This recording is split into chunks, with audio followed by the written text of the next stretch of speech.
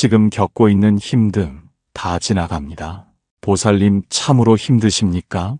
나 또한 그대와 같은 길을 걷는 존재로서 그 어깨의 고단함을 깊이 이해하고 있습니다.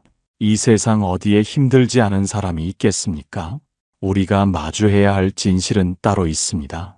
고통은 외부의 환경에서 오는 것이 아니라 힘들다고 생각하는 그 마음의 한 자락에서 비로소 시작됩니다. 내가 힘들다고 규정하는 그 찰나의 순간부터 삶은 무거운 짐이 되어 당신을 짓누르기 시작합니다. 지금 이 순간 생각의 빗장을 풀지 못한다면 당신은 평생을 스스로 만든 감옥에 갇혀 살아가게 될 것입니다. 남은 삶의 여정을 평온하게 보내고 싶다면 바로 지금 고통을 바라보는 당신의 눈을 고쳐야 합니다. 더 이상 늦기 전에 마음이 그리는 허상을 지우고 본연의 평화를 되찾아야 할 때입니다. 일부 당신이 겪는 고통은 사실 정교하게 설계된 환상입니다. 깊은 밤 홀로 앉아 창밖의 어둠을 응시하다 보면 무엇이 그토록 내 삶을 옥죄었나 싶어 깊은 탄식이 터져나옵니다. 남들은 저만치 앞서가는 것 같고 나만 제자리에 멈춰 서서 거센 비바람을 온몸으로 맞고 있는 듯한 기분이 들 때가 있습니다. 삶의 긴 여정 동안 가족을 위해 헌신하고 세상을 향해 선한 마음을 내어주었건만 돌아오는 것은 시린 고독과 끝을 알 수 없는 현실의 벽뿐이라며 가슴을 치기도 합니다. 사람들은 흔히 내가 겪는 이 아픔이 타인이나 환경 혹은 불운에서 비롯되었다고 굳게 믿으며 살아갑니다. 그런데 가만히 숨을 고르고 당신의 내면을 들여다보십시오. 당신을 진정으로 아프게 하는 것이 정말로 당신 앞에 놓인 그 상황입니까? 아니면 그 상황을 바라보며 끊임없이 절망의 이름을 붙이고 되새기는 당신의 생각입니까? 만약 지금 당장 당신을 괴롭히던 모든 금전적 문제나 관계의 갈등이 마법처럼 사라진다고 가정해 보십시오. 그렇다면 당신의 내면에 깊게 뿌리내린 그 근원적인 불안함과 결핍의 감정도 함께 씻은 듯이 사라지겠습니까? 우리는 흔히 고통이 외부에 실제한다고 믿으며 그것을 없애기 위해 평생을 바쳐 투쟁하고 저항합니다.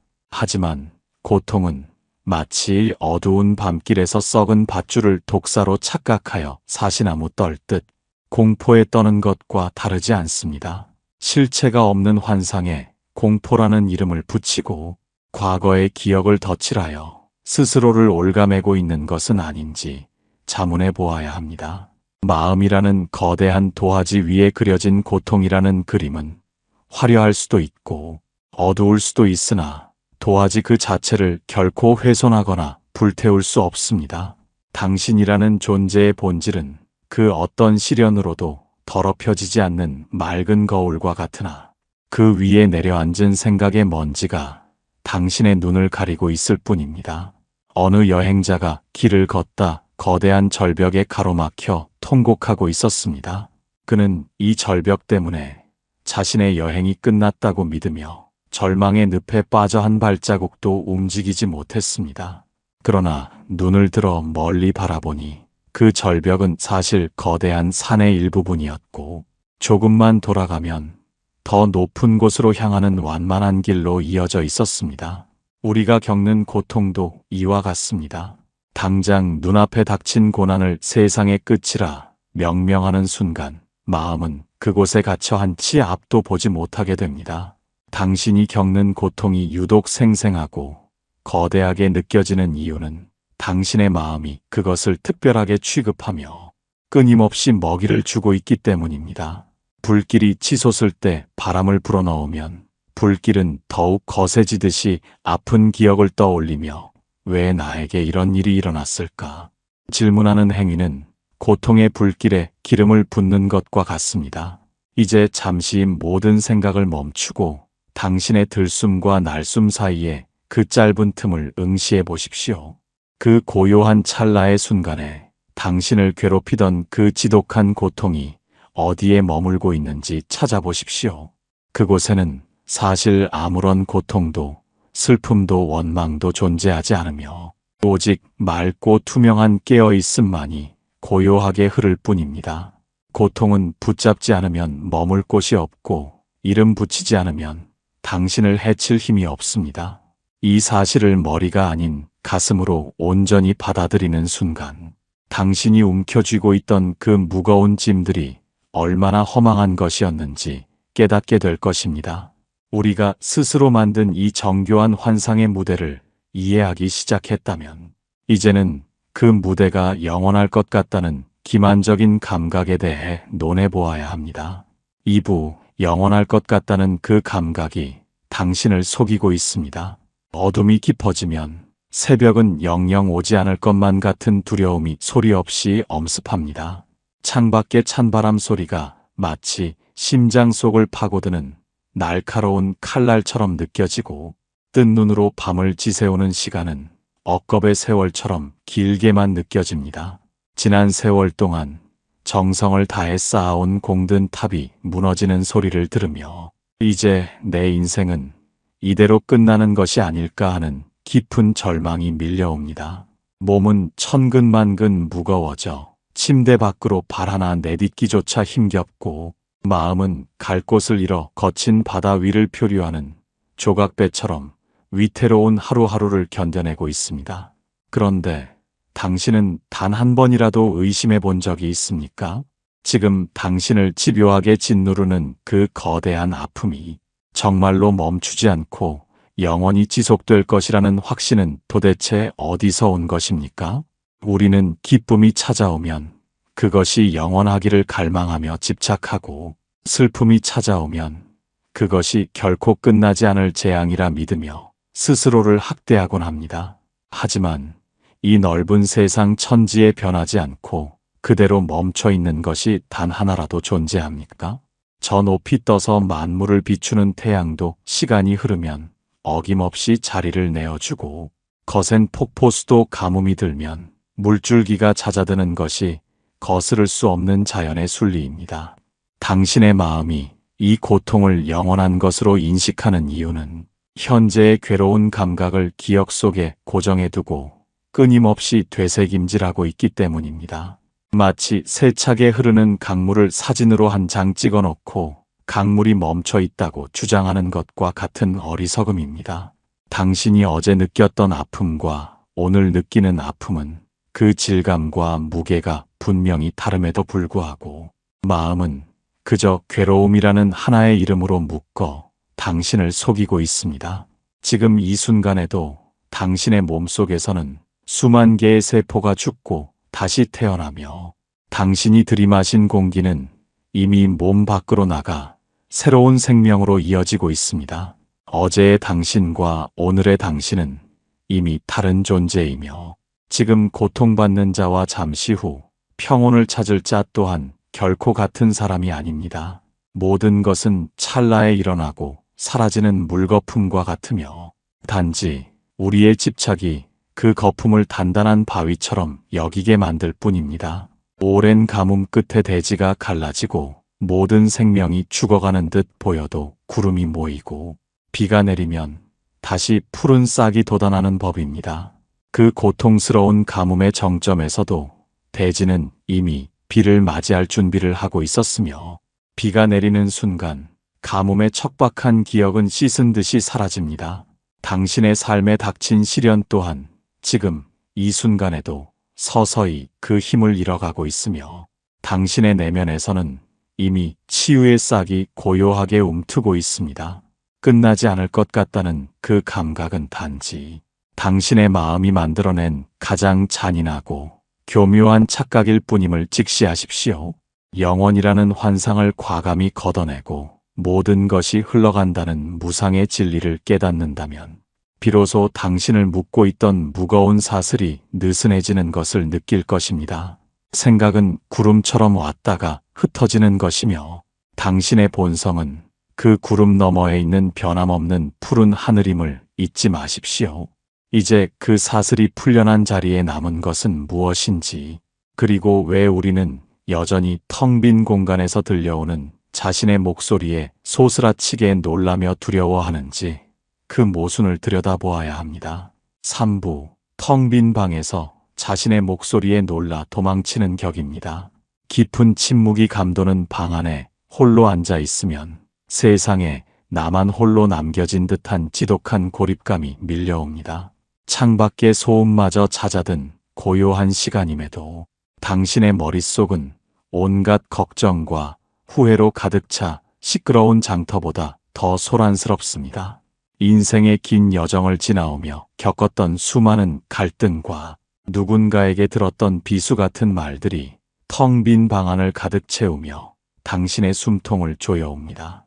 그럴 때면 당신은 그 소란스러움을 피하고자 텔레비전을 켜거나 누군가에게 전화를 걸어 의미 없는 대화로 시간을 메우려 애를 씁니다. 하지만 잠시 소란이 잦아들면 다시금 찾아오는 그 불길한 생각의 목소리들은 더욱 커져서 돌아오곤 합니다. 그런데 가만히 멈춰서서 그 목소리의 근원을 찾아본 적이 있습니까? 나를 비난하고 앞날을 걱정하며 스스로를 자책하게 만드는 그 수많은 말은 도대체 어디서 시작되어 누구의 입을 통해 나오고 있습니까? 그것은 밖에서 들려오는 타인의 꾸짖음도 아니요, 세상이 당신에게 내리는 판결도 아닙니다. 그것은 오직 당신이 내뱉은 마음의 소리가 과거라는 벽에 부딪혀 되돌아오는 공허한 메아리일 뿐입니다. 텅 빈 산 꼭대기에서 소리를 지르면 잠시 후 자신의 목소리가 되돌아오듯 당신이 마음속으로 품었던 불안과 원망이 텅 빈 현실의 벽에 부딪혀 당신에게 다시 들리는 것입니다. 우리는 흔히 이 메아리를 실제 상황이라 착각하고 겁에 질려 도망치거나 그 실체 없는 소리와 싸우려 듭니다. 하지만 메아리를 없애는 방법은 산을 허물거나 벽을 부수는 것이 아니라 소리를 지르는 나 자신이 입을 닫는 것뿐입니다. 당신이 스스로 괴로움의 말을 내뱉지 않고 그저 고요하게 마음의 문을 닫고 앉아 있다면 메아리는 머물 곳을 잃고 자연히 사라지게 됩니다. 현대인들은 자신이 만든 생각의 유령에 쫓기며 평생을 불안 속에서 살아갑니다. 어떤 이가 어두운 방 안에 놓인 밧줄을 보고 도둑이 든 줄 알고 몽둥이를 휘두르다 제 풀에 지쳐 쓰러지는 것과 무엇이 다르겠습니까? 불을 켜고 보면 그곳에는 도둑도 괴물도 없으며 오직 당신이 던져둔 낡은 밧줄 하나만이 고요히 누워있을 뿐입니다. 마찬가지로 당신이 겪는 지독한 고독과 시련도 마음의 등불을 켜고 자세히 들여다보면 실체가 없는 생각의 조각들이 엉겨부터 만들어낸 허상에 불과합니다. 내가 나를 괴롭히지 않으면 그 누구도 나를 괴롭힐 수 없으며 내가 나를 비하하지 않으면 세상의 그 어떤 조롱도 내 영혼에 상처를 입힐 수 없습니다. 지금 당신의 마음을 시끄럽게 하는 그 목소리들의 귀를 닫으십시오. 그것들은 당신이 먹이를 주지 않으면 곧 굶어 죽을 가련한 환영들입니다. 자신의 목소리에 놀라 도망치는 어리석음을 멈추고 그저 그 소리가 일어나고 사라지는 과정을 가만히 지켜보는 관찰자가 되어 보십시오. 소리는 공간을 더럽히지 못하고 메아리는 바위를 흔들 수 없습니다. 이 평범한 진리를 깨닫는 순간 비로소 당신은 세상에서 가장 안전하고 평온한 안식처를 당신의 내면에서 발견하게 될 것입니다. 이제 그 고요해진 마음의 거울 앞에 서서 폭풍우가 몰아쳐도 젖지 않는 내면의 신비로운 힘에 대해 깊이 있게 통찰해 보아야 할 때입니다. 4부 거울에 비친 폭풍은 결코 거울을 적시지 못합니다. 세상을 살다 보면 거센 폭풍우가 몰아치는 한복판에 홀로 서 있는 듯한 기분이 들 때가 있습니다. 가족과의 불화나 믿었던 이의 배신, 혹은 예기치 못한 실패의 소식들이 마치 거대한 파도처럼 당신을 집어삼키려 달려듭니다. 이런 시련이 닥치면 우리는 마치 자신의 존재 자체가 산산조각이 나버린 것 같은 극심한 통증과 상실감을 느낍니다. 삶의 긴 여정에서 마주하는 이러한 거친 바람은 유독 차갑고 시리게 느껴져 영혼마저 얼어붙게 만들기도 합니다. 하지만 잠시 숨을 고르고 그 아픔을 비추고 있는 당신의 내면을 가만히 들여다보십시오. 맑고 깨끗한 거울 앞에 사나운 폭풍우가 몰아치고 번개가 친다고 해서 거울 자체가 비에 젖거나 불길에 타버리는 일이 있습니까? 거울은 그저 눈앞에 나타난 사나운 풍경을 있는 그대로 비출 뿐, 그 풍경의 기운에 조금도 물들거나 훼손되지 않습니다. 폭풍이 지나가고 해가 뜨면 거울은 다시 그 화창한 햇살을 아무런 흔적 없이 맑게 비추어낼 뿐입니다. 당신의 본성 또한 이 거울과 같아서 지난 세월 동안 겪었던 그 어떤 모진 슬픔과 고통도 당신의 본질을 조금도 손상시키지 못했습니다. 우리는 거울에 비친 어둡고 찌푸린 그림자를 나 자신이라 착각하고 그 그림자가 영영 지워지지 않을까봐 전전긍긍하며 고통 속에 머뭅니다. 당신을 아프게 하는 것은 상황 그 자체가 아니라 그 상황에 투영된 당신 마음의 그림자임을 알아야 합니다. 생각이라는 구름이 거울을 잠시 가릴 수는 있어도 거울의 맑은 성품 자체를 바꿀 수는 없습니다. 시련은 당신이라는 거대한 존재를 잠시 통과해 지나가는 길손일 뿐 결코 당신의 주인이 되어 머무를 수 없습니다. 슬픔이 오면 슬픔을 비추고 기쁨이 오면 기쁨을 비추되 그 어떤 것에도 매이지 않는 거울의 단단함을 닮으십시오. 어느 수행자가 길을 걷다 비난의 화살을 맞았을 때 스승은 그에게 맑은 연못을 보라고 일렀습니다. 연못 위로 돌멩이가 던져져 물결이 일어도 물속 깊은 곳은 여전히 고요하며 시간이 지나면 수면은 다시 거울처럼 고요해집니다. 당신의 마음도 이와 같아서 외부의 자극이 아무리 거세더라도 그 중심의 고요함은 누구도 앗아갈 수 없는 당신만의 성역입니다. 지금 겪고 있는 고통이 아무리 당신을 핥히어도 그것은 당신의 본질적인 존엄함을 결코 훼손하지 못한다는 사실을 가슴 깊이 새기십시오. 내가 나를 지키는 것은 고통과 싸워 이기는 것이 아니라 고통이 나를 적시지 못하게 하는 지혜의 관찰자가 되는 것입니다. 거울의 성품을 회복하여 세상을 바라볼 수 있게 되었다면 이제는 어둠을 몰아내려 애쓰는 대신 스스로 등불이 되는 법을 배워야 합니다. 오부, 어둠을 몰아내려 애쓰지 말고 등불을 켜는데 집중하십시오. 깊은 밤 방 안을 가득 채운 어둠이 두려워 빗자루를 들고 어둠을 쓸어내려 애쓰는 사람을 상상해 보십시오. 그는 땀을 흘리며 밤새도록 어둠을 밖으로 밀어내려 하지만 어둠은 결코 줄어들지 않고 도리어 그의 온몸을 더욱 무겁게 짓누를 뿐입니다. 인생의 긴 여정에서 마주하는 고통과 시련도 이와 같습니다. 나를 괴롭히는 우울함과 불안 그리고 지난 세월의 회한을 억지로 없애버리려 발버둥 칠수록 그 어둠은 더욱 선명하게 당신을 에워쌉니다. 하지만 어둠을 없애는 비결은 그것과 싸우는 데 있지 않습니다. 아무리 억겁의 세월 동안 머물렀던 어둠일지라도 작은 등불 하나를 켜는 순간 형체도 없이 사라지는 것이 자연의 이치입니다. 우리는 왜 그토록 실체도 없는 어둠을 몰아내려 귀한 기력을 소진하며 스스로를 지치게 만들고 있습니까?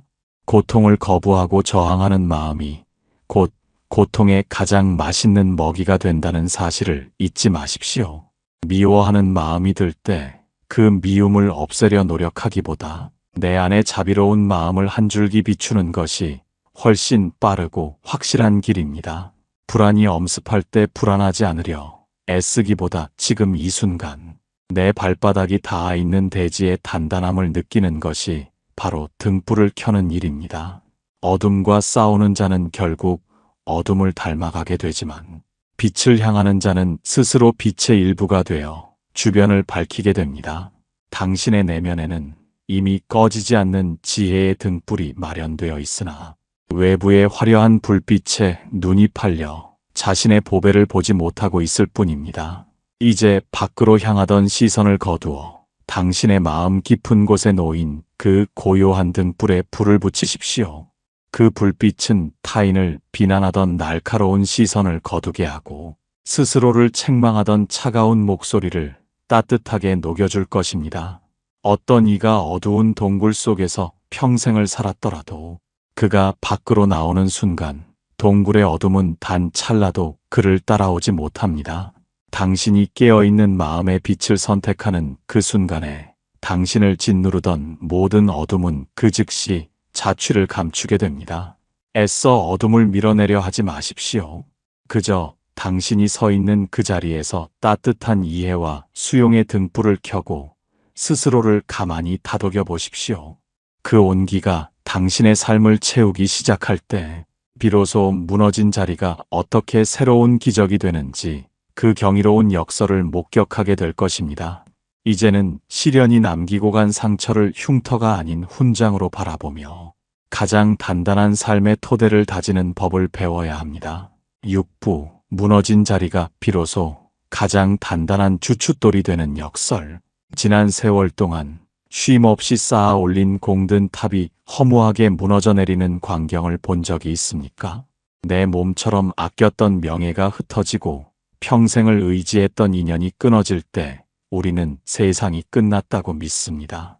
아무것도 남지 않은 빈터에 홀로 서서 지나온 길을 복귀하며 눈물 흘리는 그 고통은 겪어보지 않은 이는 알 수 없는 깊은 어둠입니다.